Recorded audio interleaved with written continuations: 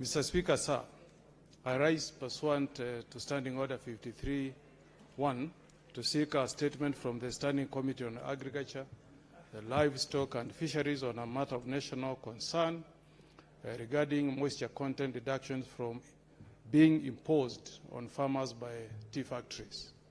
Mr. Speaker, sir, moisture content deductions are reductions in the recorded weight or value of agricultural produce on the basis of alleged excess water content.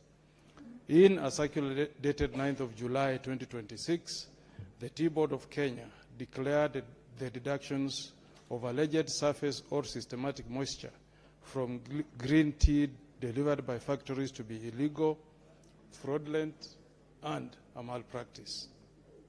Noting that Section 21 of the Green Leaf Quality Guidelines of 22nd January 2026 already provides for natural moisture variations through a green leaf to made tea conversion ratio of 20 to 24%, depending on prevailing weather conditions. The Tea Board therefore prohibited such deductions and warned that any factory engaging in the practice would face legal action. Mr. Speaker, sir, despite this directive, some fraudulent tea factories, particularly in the counties of Nyamira and Kisii, continue to unlawfully deduct approximately 0.5 kilograms from every delivery of green leaf tea, unfairly reducing farmers' earnings and undermining confidence in the tea value chain. In the statement, Mr. Speaker, sir, the committee should address the following. Number one, a county-by-county breakdown of the number of tea factories affected, the tea factories involved, the quantity of green leaf subjected to moisture content deductions, the estimated financial losses that has been incurred by farmers, and the period during which the deductions have been made.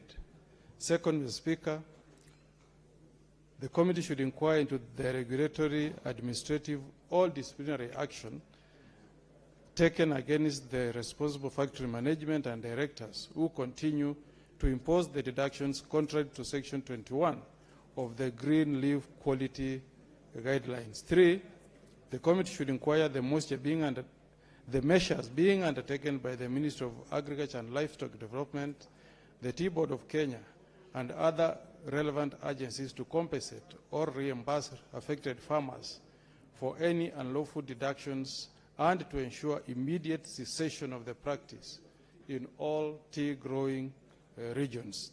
Number 4, Mr. Speaker, the committee should inquire into the amount of green leaf tea deducted from farmers on account of the weight assigned to an empty green leaf tea collection bag.